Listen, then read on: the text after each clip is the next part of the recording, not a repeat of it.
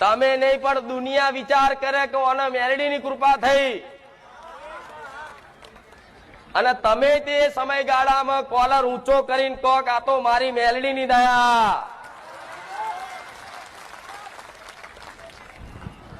તમારા દરેકના સપના છે,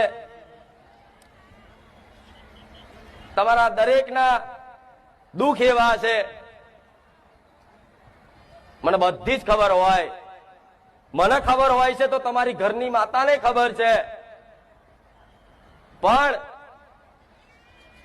દીકરો એક જ જગ્યાએ જો વિશ્વાસ ટકાઈને ઓધરો વિશ્વાસ રાખીને બેહી રહે ને તો આજે ને કાલે કોઈ પણ દેવી શક્તિ હોય એની હોમું નજર મારે ને.